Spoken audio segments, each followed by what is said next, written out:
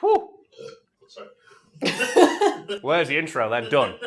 I hope that was loud enough to show up on mic. Maybe. Yeah, so tables have turned. Like, you're ill today, not me. I am, but fuck it, let's work. If you listen or watch content online, you've probably noticed that pretty much 3 companies sponsor every single content creator online. However, long before the days of Raid Shadow Legends taking up 2 minutes of every video, there was Bulldog, a company that's... I was so close. I was going to say paid, but then I said, so you're going to say spade. They didn't spay him. Anyway, right. Long before all that shit, there was a company called Bulldog who once paid a comedian to shit just all over their company and what it sold. Right, so who is this comedian? That comedian is one David Mitchell, like a pretty famous British comedian who's well known for something that other comedians have dubbed angry logic, which is where David Mitchell channels, like, you know, his inner upper class toff and gets incredibly angry at the most trivial subjects and then weaponizes his own wit to utterly decimate an idea, no matter how petty or trivial. Yeah. An example of which he's probably going to play immediately after his sentence.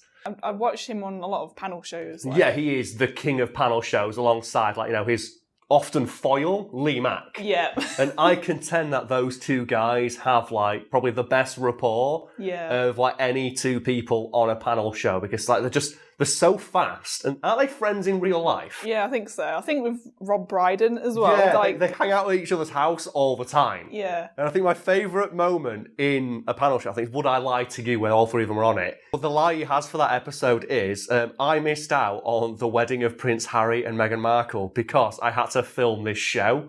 And you can see both David Mitchell and Rob Brydon get really, really offended as they realise that he had an extra +1 and he wasn't going to invite them. And it ends up being a lie, and you can just see, like, the utter sense of relief on their face as they realise, this is it, our friendship's over if this is true, because fuck this guy. It's so good. Oh, it's just like, yeah, because I know David gets angry about, like you said, everything. Yeah. And then Lee Mack's just got these witty comebacks to everything he says. Arguably, probably the fastest wit on television today, and you can tell that from just, like, that show. Yes. Because I think there's one where he's talking like, is that a Lionel Richie song you're quoting there? And the guy, like, laughs and he goes, hello?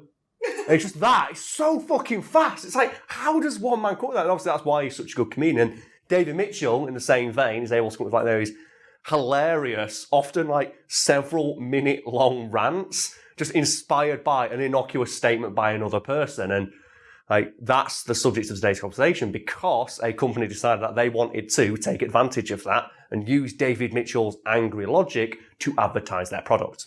So, what was this company that we're talking about today? Well, it's a company called Bulldog, who's quite popular today, but in 2009, when they initially reached out to Mitchell, weren't all that well known. They're actually a fledgling company, just, like, you know, just getting their start in the market. And they sell men's products, which, like, you know, like lotions and all that sort of thing. Yeah. You know, the same thing you can buy in a shop, but it's called Bulldog. So it's manly, and that's something we'll address in a moment.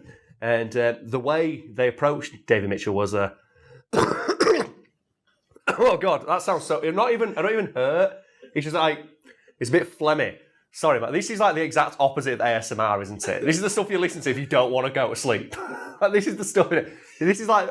Instead of, like, tapping lightly on a light bulb with, like, you know, long fingernails, it's the person crunching it in their teeth. Just it's imagine lying in bed and just hear... They wake anyone up. Anyway, and in 2009, this company, they approached David Mitchell with a fairly novel idea for the time, and that is, we will pay you, David Mitchell, well-known angry comedian, to rant about anything you damn well please for 3 minutes straight, and then we will sponsor that with, like, you know, ad placement at the beginning, and that will be our ads. And we'll release them as short podcasts online.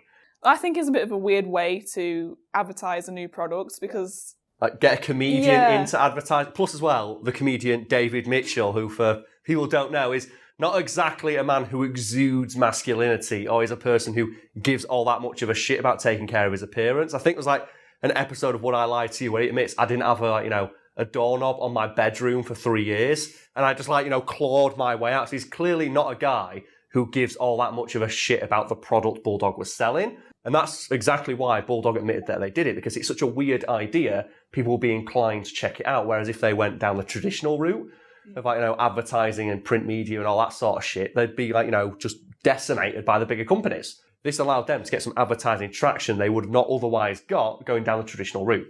Okay, so it does seem like a pretty cool idea. So What went wrong? Well, the problem was that David Mitchell, as you may have surmised by now, folks at home, and you, Nisha, is that he didn't think that the product Bulldog was selling was all that useful and or necessary, and he made a 3-minute video explaining that fact using their money. Presumably there will be clips of this in this video, but the long and short of it is that David Mitchell popped a squat over Bulldog's company name and coiled out a neatly curled turd right all over what they sold. And in that vein, let's now discuss our favourite needlessly gendered products. Because this is something that is deeply, deeply hilarious to me. Because there's just nothing funnier it's in regards to advertising than products that are aimed at insecure men. Yeah. And the best example of that has to be, have you seen tactical diaper bags? No. So diaper bags or nappy bags, if you're over in the UK, they're a thing. It's like, babies shit all the time, and you don't really want to carry around a nappy in your purse. And for men especially, they don't often carry around a bag. Right? Most men just carry stuff in a wallet or their pocket. So they have these things called diaper bags, which just carry diapers. But some men don't like carrying that around because they're usually pastel colours or for babies. So what they do is they sell, and I'm not making this up, tactical diaper bags that look like military ammo pouches. But do you know what makes it funny? 'Cause this is the best bit about all these products, is that they always come across as looking just a little bit gay. And do you want to hazard a guess at what makes the tactical diaper bag look just a little bit gay? Is it held by a really muscly man or something? No, it has a stick-on patch that you attach to the bag that just says daddy on it. Oh, because nothing says I'm a big, strong man like a little thing you can stick on yourself that just says daddy. And this is so fucking hilarious to me because you know that the only reason any man would buy this product is to assure people that he is 100% straight, and he comes across looking just really gay. Yeah, it's there's nothing wrong with holding a bag that is lightly coloured. I mean, most people probably assume it's not theirs. It's like when, especially when you've also probably got a baby in your hand. Yeah, it's like when girlfriends need their boyfriends to hold their handbags, and they're like, "Oh no, I'm there's not no holding better that." than when you see the boyfriend holding a girl's purse and you know he don't like it, and he's like, he holds it at arm's length like it's a bomb. Come on, just hold it by your side. No one gives a shit, and if they do, it says more about them than it does about you. Exactly. And it's like we've talked before, haven't we, about man yogurt? Oh, the greatest products ever. It's a yogurt for men because it comes in you're going to guess the colour of the packaging, Nisha? Black. Yeah, of course it is. It's tactical matte black. Everything yogurt. Packaged for men is usually black or blue. Do you want to guess what it contains? To make sure people know it's for men. Protein. Of course it does. Yeah. So far we have a product called Man Yogurt that advertises itself as being full of protein. And in all the ads, they have just spoonfuls of this gloopy white liquid next to huge buff men's abs. Because nothing says super straight hetero male like guzzling down protein-filled man yogurt.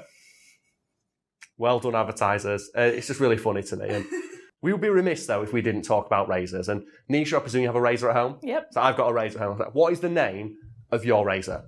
Venus. Venus. Oh, the goddess of love. That sounds so good. Well, my razor is called the Gillette 3 Mac Turbo. It sounds like a car. It sounds like a fucking aircraft carrier. The best bit is, both of those things are made by the same fucking company. Yeah. And they have, and this is true, the same fucking blades. Fun fact for anyone at home, there is literally only one difference between those razors, save for the handle. And that is that the blades on a man's razor are more angled. And that is to cut closer to the skin because you are shaving a smaller surface area. Whereas the ones on women's razors are slightly less angled, so they don't go as close to the skin because you have a larger surface area. Yeah. That's the only difference. But if you're careful with a man's razor, you can just easily cut your legs. And in the same vein, if you press more firmly with a women's razor, you can shave your face just as closely. But can you imagine though, Nisha, the guy who's out there with his tactical diaper bag with daddy writ on his chest, spooning gloopy man yogurt into his mouth, would he use his wife's razor when he got home if he was struggling? Definitely not. Of course he won't. And that's what makes it so funny. The Gillette Mac Turbo 3. What's the latest one? Why does it need so many names? My favourite thing about razors, though, is that they have to keep trying to improve upon them, despite the fact the design was pretty much perfected in the 90s. Yeah. And they have to keep coming up with a gimmick for why this razor's better than the old one. And my favourite one is the razor that vibrates. It says, oh yeah, it stimulates the hairs on your face to make them rise to get you a closer shave. Because if I'm going to put something next to my face that's literally razor sharp, I want it to vibrate at high speed as I'm rubbing it on my neck. The best example of how pointless razors are, though, is my dad. Because my dad has to shave every single day. And if he's got like an important thing at work, he has to shave on his way to work. He has like a portable like razor in his car in case he has to shave on his way to work. So he will get 5 o'clock shadow by the time he gets like, drive from home. That's how bad it is. That is insane. The closest shave he has ever had in his life was in Turkey, and it was a guy with a straight razor. Just a straight razor, straight nice. And he says the smoothest, closest shave he's ever had in his life. They scare me. And then Gillette's here, that's just going, yeah, but you need 5 razors that vibrate. Well, one is enough if you you know what you're doing, but a lot of people don't, and that's why they put them inside the handle. And I just think that's really funny that the guys are out there like, no, man, I shave my fucking face with a man's razor. If you told them, that's designed for safety, right? Because you're not trusted to use one blade. They would lose their shit and get really angry at you for saying that. Anyway, let's move on. So I am assuming that Bulldog was really pissed when this happened. But the deal they made with Mitchell said that he can talk about anything he wants. And he wanted at that time to talk about how pointless it is and how stupid it is to, to trick men into buying women's lotion by giving it a masculine sounding name, like Bulldog. It was understandable, really. I mean, there's nothing they could do about it once he'd done it. Yeah, that was the deal they had, and that video did end up going viral, and obviously Bulldog's quite a popular brand today, and it's funny to me that they got their start paying a comedian to talk about how pointless their product is, and now it's like a really big brand that's really popular. This didn't stop the company being just a little bit petty, though, when David Mitchell tried to do another video talking about how pointless Bulldog products were, because in that video they credited him as Donny Michaels, which I guess is like, a great comeback for a guy using your money to talk about how pointless your product is, and then using that money to presumably go buy your competitor's product. But anyway, So he did it again. Did he? I'm assuming he didn't get paid. No, he got paid. Of course he got paid. So they paid him again to do another one, and then he still did the same thing. And then they credit him as Donny Michaels as like, a jab at him for doing that. Why would you go back? Why would you pay him again? Because if you do shit on your product. Because any publicity is good publicity, especially in the world of advertising. So in the vein of telling companies to go fuck themselves, saying this is the product for men and this is the product for women, is there any product like you use that is like, ostensibly for men that you find better?